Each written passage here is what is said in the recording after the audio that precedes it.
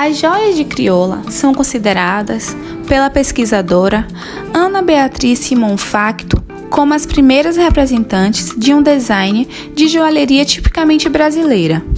Muitos desses balangandãs foram confeccionados a mando de mulheres negras que viviam do comércio no século XIX, como forma de resistência ao sistema escravista.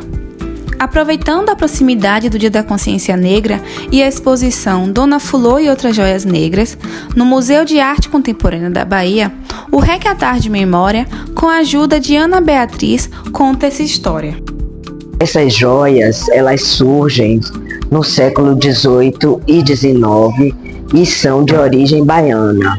Qual é o contexto disso? Como é que essas joias só surgem depois de 300 anos que os portugueses ocuparam o nosso território e já encontraram aqui nossos povos originários e trouxeram para cá de forma brutal e de forma escravizada diversas pessoas oriundas da África subsaariana ou África negra, como a gente chama, de várias regiões. Então essas pessoas, ao serem retiradas à força da sua terra de origem, elas perdem, não é uma coisa que fica, claro, ficam todas as memórias e todas as referências que elas têm de sua cultura, mas elas perdem a identidade e por isso precisam construir uma nova identidade. E essas joias surgem depois dessa possibilidade, porque quando você está em outro território,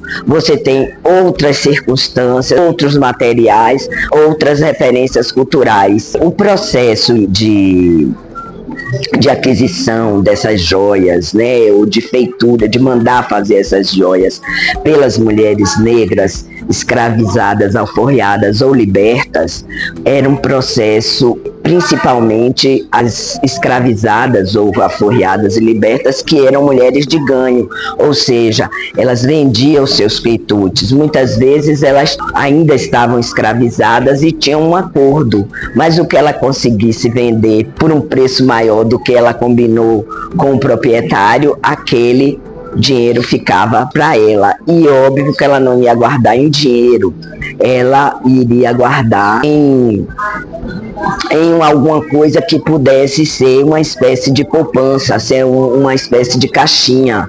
Por isso que os balangandãs eram formados ao longo do tempo, porque ele tinha uma charneira aberta, onde você ia podendo colocar todos aqueles elementos e elas iam podendo comprar aos poucos.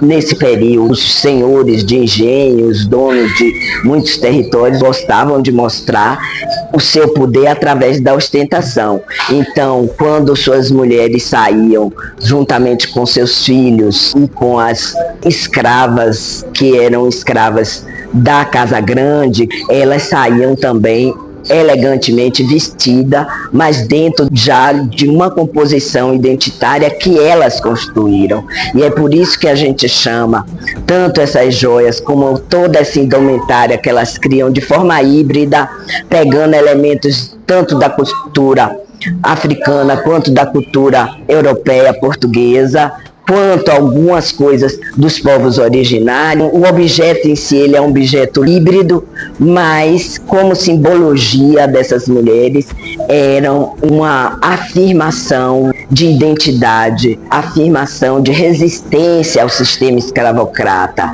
Olha, eu construo uma identidade própria minha, eu tenho elegância, eu tenho beleza, eu tenho competência comercial, né? E por isso eu faço dinheiro e eu tenho competência solidária, porque muitas irmandades de pretos juntavam, faziam uma caixinha para alforriar parentes, amigos e outras pessoas que ainda estavam escravizadas.